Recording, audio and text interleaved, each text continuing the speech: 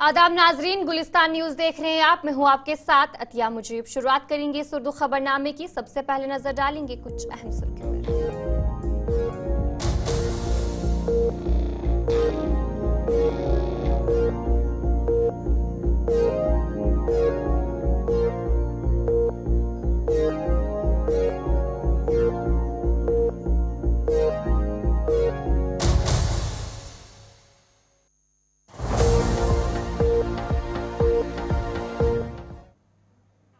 तो चलिए थी कुछ अहम सुर्खियां। अब दीगर खबरों की तरफ भी रुख करेंगे, जहां पर शुरुआत करेंगे एक बड़ी खबर के साथ। दिल्ली में अमित शाह की सदारत में एक अहम मीटिंग जो है वो होने वाली है और कुछ ही देर बाद बताया जा रहा है कि मीटिंग होगी। जम्मू कश्मीर की सिक्योरिटी सूरत हाल का जायजा लिया जाएगा, सिक्योरिटी हाल पर बातचीत की जाएगी। तरक्याती मंसूबों के हवाले से भी जो बातचीत है वो इस मीटिंग में की जाएगी। एलजी मनोज सिन्हा भी इस मीटिंग में मौजूद होंगे और उसके अलावा दीगर हुकाम भी इस मीटिंग में शिरकत कर सकते हैं, जो जानकारी सामने आ रही है।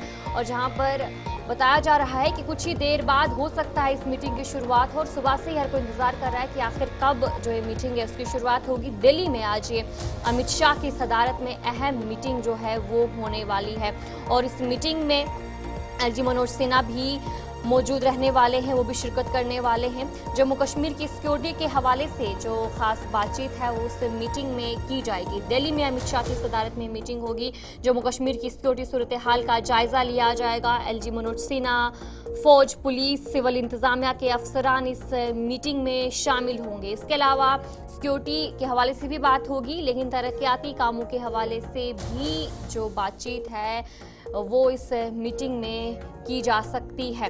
आज ये मीटिंग होने वाली है, जम्मू कश्मीर की सिक्योरिटी पर बातचीत होगी। इसके अलावा तरक्याती जो काम है, मंसूबे हैं, उसके हवाले से भी जो तबादला ख्याल है, बातचीत है, वो की जाएगी। इस मीटिंग में जानकारी सामने आ रही है जम्मू कश्मीर के lieutenant governor LG Manoj Sinha इस मीटिंग में मौजूद रहने वाले हैं। फौज, पुलिस, सिविल इंतजामिया के अफसरान भी इस मीटिंग में शामिल रहने वाले हैं। और जिस तरीके से अमित शाह की बात करेंगे तो दहशतगर्दी के खिलाफ जीरो टॉलरेंस पॉलिसी और मौजूदा सूरत हाल पर भी तबादला ख्याल जो है वो किया जाएगा। इसी पर हम जानकारी लेंगे। हमारे साथ हमारे नुमाइंदे ताबिश कमाल ज्वाइन कर चुके हैं। ताबिश बताएगा कि हर कोई इंतजार कर रहा है कि आखिर ये मीटिंग की शुरुआत कब होगी। जिस तरीके से जम्मू कश्मीर की सिक्योरिटी के हवाले से भी बातचीत की जाएगी और कुछ तरक्याती मंसूबों के हवाले से भी तबादला ख्याल किया जाएगा, क्या कुछ बताया जा रहा है, कब ये मीटिंग होने वाली है? देखिए, हमारे जराये के हवाले से खबर आई है कि कुछ ही देर में ये मीटिंग होने वाली है, क्योंकि पार्लियामेंट सेशन चल रहा है। तो होम मिनिस्टर अमित शाह ने सभी जो अधिकारी हैं उनको पार्लियामेंट हाउस में बुला लिया है और इसका जो 3 बजे हो सकती है, यानी कि कुछ देर के बाद ये मीटिंग शुरू होगी, जिसमें जम्मू कश्मीर के तमाम आला मौजूद रहेंगे और तमाम दिल्ली के जो सीनियर ऑफिसर हैं और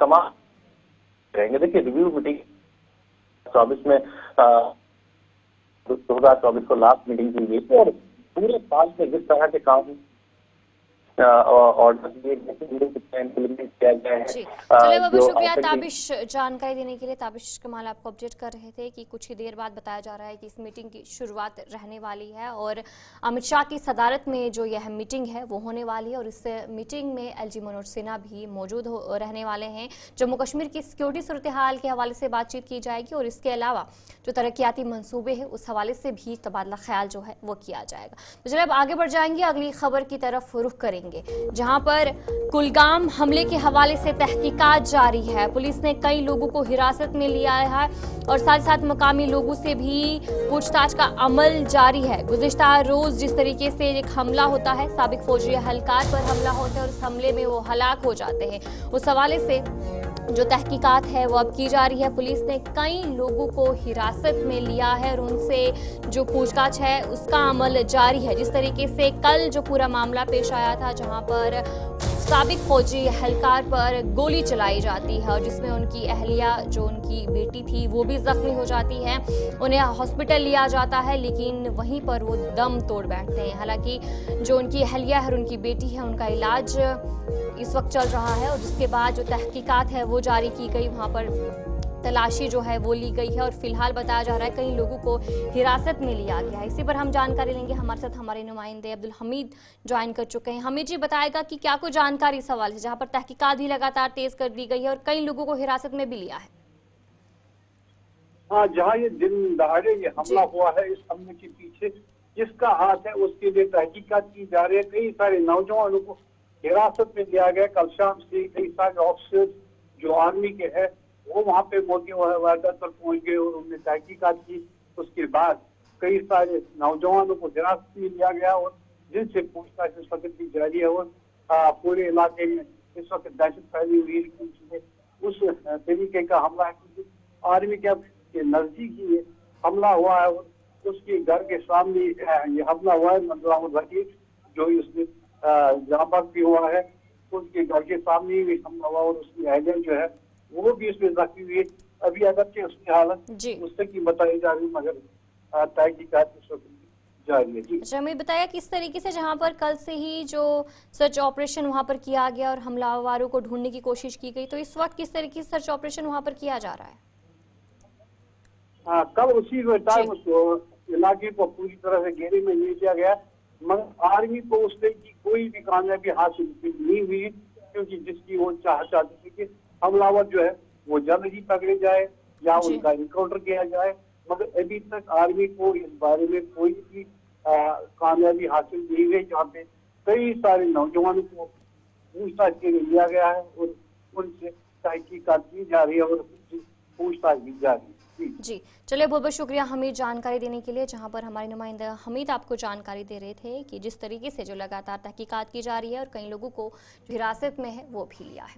तो चलिए अब आगे बढ़ जाएंगे, जहां पर जम्मू में नेशनल कॉन्फ्रेंस के सदर डॉक्टर फारूक अब्दुल्ला ने मीडिया से बात की। इस दौरान उन्होंने कहा कि इत्तेहाद ही मुल्क को आगे ले जा सकता है और मुल्क के साथ साथ जम्मू कश्मीर की तरक्की के लिए भी ये ज़रूरी है। उन्होंने कहा कि भाईचारा बहुत ज़रूरी है और इसके अलावा दिल्ली इंतखाबात के हवाले से भी उन्होंने कहा कि इंतखाबात अवाम के हाथ में है। 5 फरवरी को लोग अपना फैसला करेंगे और नताइज के बाद सब साफ हो जाएगा। जो कहते हैं कि मिलिटेंसी ख़त्म हो गई है, तो कहते हैं ख़त्म हो गई। अगर ये इंसिडेंट्स हो रहे हैं तो उनसे कहिए ना कहाँ गई। वो तो रोज़ पार्लियामेंट में बाहर पहाड़ों पे बयान देते हैं। अगर मिलिटेंसी ख़त्म हो गई तो फिर ये तो होना नहीं चाहिए। देखिए, आप वही सवाल पूछेंगे ना जो आपको अच्छा लगता है। कितना आप छपाते हैं, कितना आप सेंट्रल गवर्नमेंट के खिलाफ बोल सकते हैं। हाँ, ऑपोजिशन के खिलाफ तो आप लिख लेंगे, मगर क्या सेंट्रल गवर्नमेंट के खिलाफ आप लिख सकते हैं? आपका अखबार भी खत्म होगा और आप भी जेल में बैठे होंगे। इसलिए मेहरबानी करके इनका मक्खन मारते जाओ जब तक हम लोग जहन्नुम में जाएंगे। मारते जाओ। अरे यार, अल्लाह के वास्ते 5 तारीख को हो जाएगा। यहाँ भी तो कहते थे ना, हंगे सर है, हम आएंगे, ऊपर से आएंगे, नीचे से आएंगे। कहाँ गए? आज उनकी बोलती बंद हो गई ना। फैसला लोग करते हैं, लोग। याद रखिएगा, masters of this country is not Farooq Abdullah और Sakina Itoo. Masters of this state are people of this state. Indian Airlines बहुत अच्छी है, चल रही है, दादा शुक्र है, आगे भी चले। उन्हीं को दर्द है इंडियन एयरलाइंस का, जो इसके खिलाफ। अरे यार, या तो मुझे खुदा बनना पड़ेगा या ऐसा अंतर्यामी मुझे बनना पड़ेगा कि मैं आपसे बता सकूं कि क्या होगा। मैं एक सिंपल आदमी हूं भैया, मुझे क्या पता कौन आएगा कौन नहीं आएगा, कौन जाएगा कौन नहीं जाएगा। मैं तो यहाँ के बारे में ये नहीं जानता था कि हम लोग आएंगे। No, not at all. I have not that capacity, or I am not that type of person. We all know that unitedly we can do something better for this nation. Divided, we cannot do anything. चलिए, शुक्रिया। वजीर सेहत सकीना आयतू ने राजौरी बुढ़ल के हवाले से बात करते हुए कहा कि वहां अब तक 17 अफराद की मौत हो चुकी है, ताहम टेस्टिंग भी मुकम्मल हो चुके हैं और तहकीकात भी जारी है। उन्होंने ये भी बताया कि जो भी मरीज जिनका इलाज चल रहा था वो अब सेहतयाब है। राजौरी के बारे में कई बार हम बात कर चुके हैं। मैंने कहा है कि 17 लोगों की जो मौत हुई है वहाँ पे बदकिस्मती है, लेकिन ये सारे जो टेस्टिंग हुई हैं ये कोई डिज़ीज़ नहीं था, कोई वायरस नहीं था। अब इन्वेस्टिगेशन चल रहा है, जब इन्वेस्टिगेशन कंप्लीट होगा आपके सामने ज़रूर सारी चीज़ें आ जाएंगी क्या है इसके। फ़िलहाल अल्लाह का शुक्र है कि वो सब जो पेशेंट थे सारे स्टेबल हैं, ठीक है। कई बार हम कैंसर सोसाइटी ऑफ कश्मीर की तरफ से छानापुरा श्रीनगर में वर्ल्ड कैंसर डे के हवाले से एक प्रोग्राम का इनेकाद हुआ, जिसमें कैंसर के मरीजों के लिए मुफ्त चेकअप की सहूलियातें रखी गई और लोगों को कैंसर के हवाले से जानकारी भी फराहम की गई। Doctor Nazir Ahmad Khan, medical superintendent cancer society of Kashmir, ने गुलिस्तान न्यूज़ नुमाइंदे इरफान फासिल से खास बातचीत की। इस वक्त हम कैंसर इंस्टीट्यूट, जी हाँ, छानापुरा में मौजूद है, जो कि कैंसर सोसाइटी का विंग है, और ख़ास तौर पर हमारे साथ डॉक्टर नज़ीर है, जो कि फॉर्मर हेड है सोबरा मेडिकल इंस्टीट्यूट के, और ख़ास तौर पर इस वक्त सुपरिटेंडेंट है इस कैंसर इंस्टीट्यूट छानापुरा के। और इन बिटवीन अगर देखा जाए तो कई सारी चीज़ें लुक आफ्टर करते हैं, जबकि आज कैंसर डे है और कैंसर डे पर हम बात करेंगे। सर, आपका गुलिस्तान न्यूज़ में वेलकम। थैंक यू सर, जानना चाहेंगे कि ओवरऑल अगर हम देखेंगे कैंसर की तादाद वादी कश्मीर में भी अब बढ़ रही है, जिसमें खास तौर पर हम देख रहे हैं मर्दों में, ख्वातीन में, चाहे वो लंग्स के हवाले से हो, ब्रेस्ट कैंसर के हवाले से हो, इसकी तादाद बढ़ रही है। तो किस तरीके से हम इसको रोक सकते हैं? और रिपोर्ट ये भी है कि अगर अर्ली स्टेज में कोई कैंसर पाया जाए तो 90% पेशेंट्स ठीक हो जाते हैं।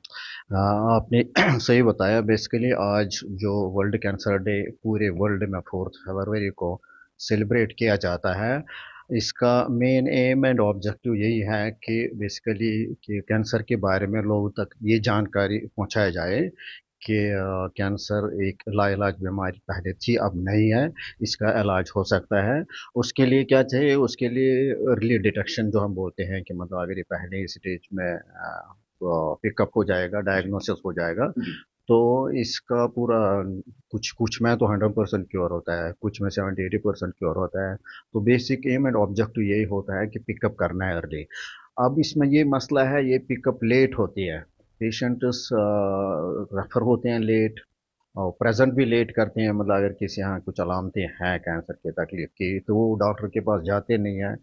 तो इसीलिए आज के दिन का एक और इम्पॉर्टेंट जो इसका ऑब्जेक्टिव है वो है कि लोगों तक ये जानकारी पहुंचाई जाए कि कैंसर की क्या अलामतें हैं, तो उनका इसके बारे में बताया जाएगा कि मतलब कैंसर की मतलब हर एक जो, जैसे अगर मैं कश्मीर की बात करूँगा, यहाँ पे जो छाती का लंग कैंसर है वो मर्दों में नंबर 1 पे है अभी, और औरतों में ब्रेस्ट कैंसर नंबर 1 पे है।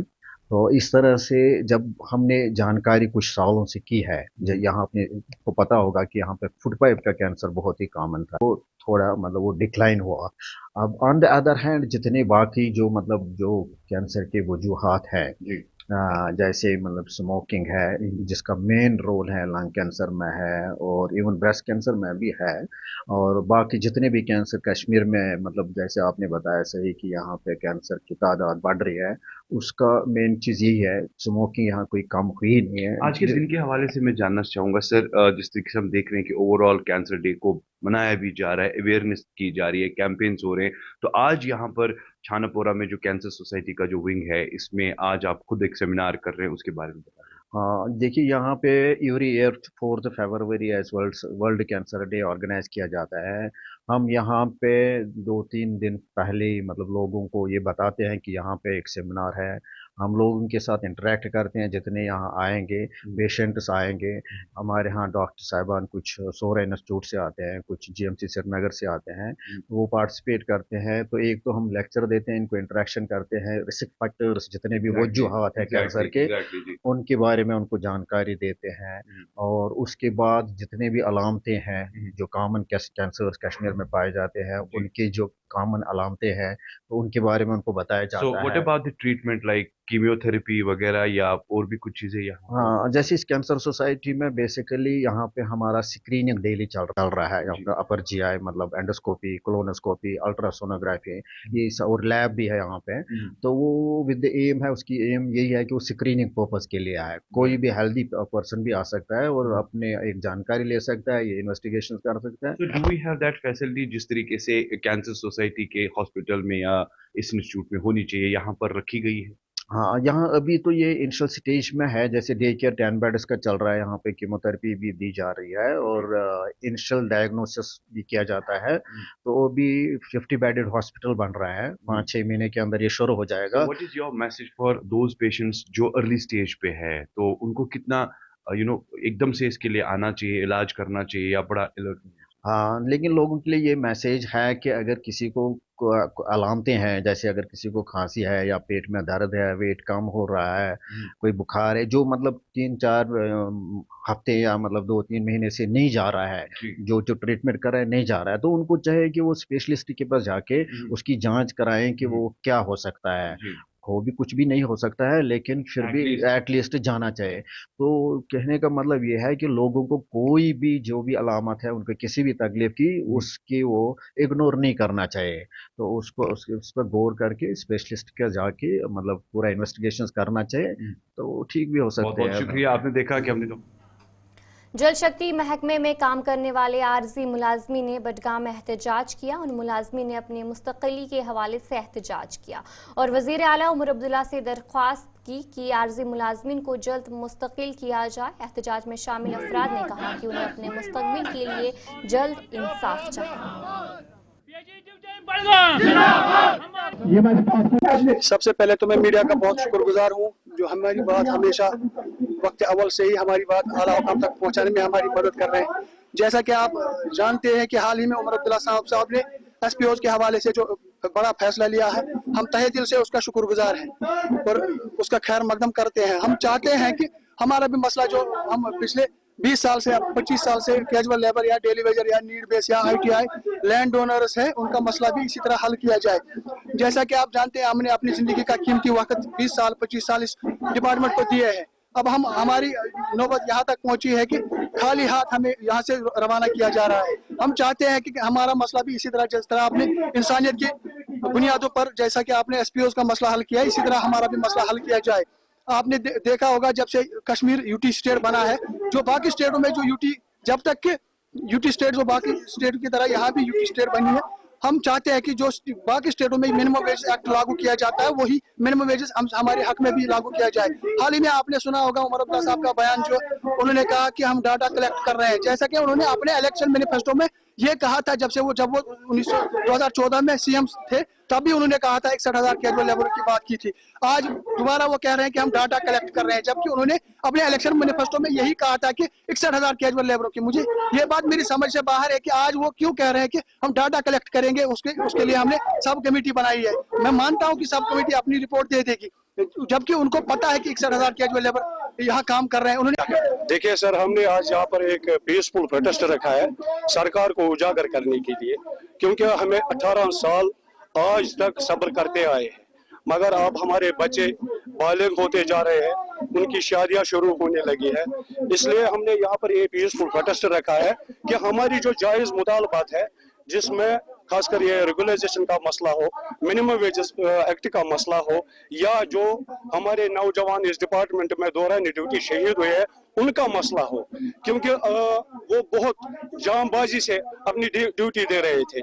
इसलिए हम सरकार से, आपकी वसादत से मांग करते हैं कि आज जो बजट सेशन चल रहा है, हमारे जायज मुतालबात जो है वो इस बजट में सामने होना चाहिए। वरना अगर इस बजट में भी कैजुअल लेबर डेलीवेजर के साथ नाइंसाफी हुई है, हम वादा करते हैं इसके बाद एक कोर कमेटी बिठाई जाएगी। जो कोर कमेटी फैसला लेगा, हम उस फैसले के तहत इंशाल्लाह आगे भी काम करते रहेंगे। सर, CM साहब इस वक्त हमारा डेटा मांग रहे हैं। हम CM साहब से एक तरह की गुजारिश करते हैं, दूसरी तरफ से ये कहना चाहते हैं कि अगर हम वेजेस लेते हैं, कैजुअल लेबर डेलीवेजर वेजेस लेते, LCMA ने गैर कानूनी चाय के स्टॉल को मिसमार कर दिया, जो पिछले 2 सालों से घाट नंबर 18 और 19 के करीब चल रहे थे। चाय के स्टॉल के मालिक की तरफ से कहा गया कि उन्होंने कानूनी कार्रवाई के लिए तमाम दस्तावेजात पहले ही जमा करवा दिए थे, लेकिन फिर भी LCMA ने चाय के स्टॉल को मिसमार कर दिया।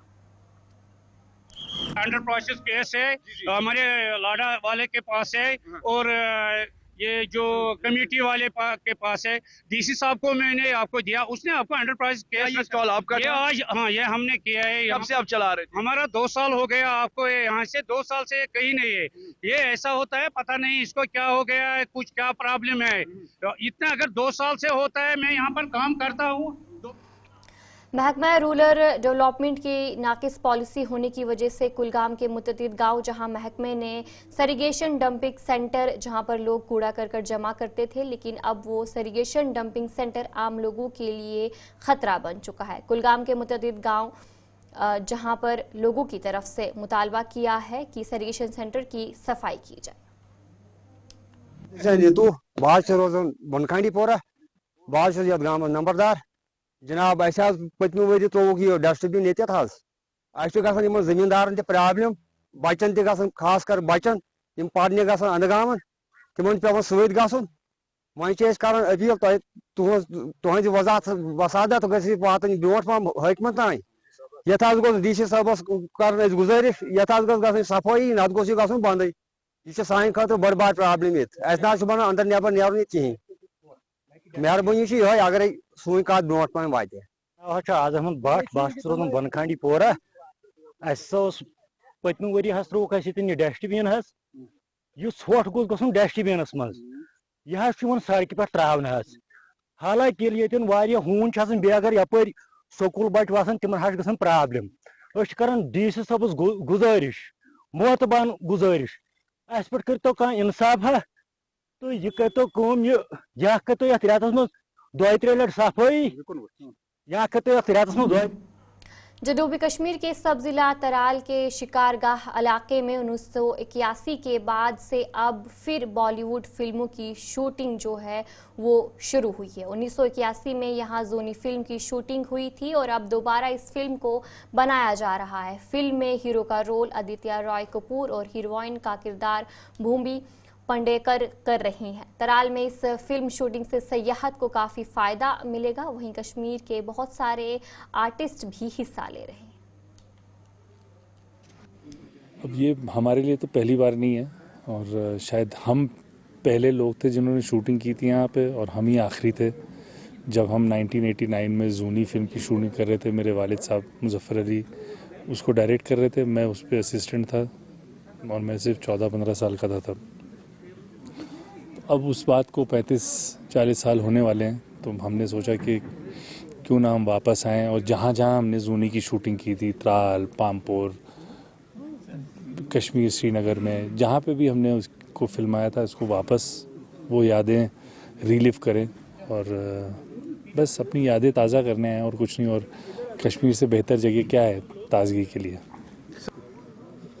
कश्मीर जितना हॉस्पिटल कोई जगह ही नहीं है हिंदुस्तान में। यहाँ के लोगों में जितना प्यार है, जितना अपनापन और भाईचारा है, मैंने तो कहीं नहीं देखा इंडिया में। और मतलब वैसे आप अगर दुनिया की नज़र से, बुनियादी तौर पे पेड़ तो सब वही हैं, इंसान भी वही हैं, लेकिन मुझे लगता है कि शायद हम लोग जिस वजह से काम नहीं कर पाए वो भी एक बड़ी बात थी। अब हम लोग जिस वजह से यहाँ आए हैं ये भी एक बड़ी बात है, क्योंकि अब बज़ाहिर तो माहौल बहुत अच्छा है, अल्लाह चाहे अच्छा रहे यहाँ। तो ओवरऑल पहले तो आपको जैसे पता ही है, मैं साउथ कश्मीर में इसके त्राल इलाके में रहता हूँ। मेरा नाम आकिब है एंड मुझे सोशल मीडिया और इस बॉलीवुड की दुनिया में आकिब सोबा के नाम से जानते हैं। एंड मैंने बहुत सारी मूवीज़ और वेब सीरीज़ एड शूट्स में भी काम किया है, जैसे कि लियो है, सिंघम अगेन है, वेब सीरीज़ एक फेलूदा है, बंगाली वेब सीरीज़। एंड आज जो मेन मकसद है हमारे इस सेशन का, इस यहाँ पे त्राल में हम आए हैं, वो इसलिए आए कि एक मेरी प्रोडक्शन है। तो चले इस उर्दू खबरनामे में इतना ही। अभी के लिए मुझे दीजिए इजाजत और आप बने रहे गुलिस्तान न्यूज़ के साथ।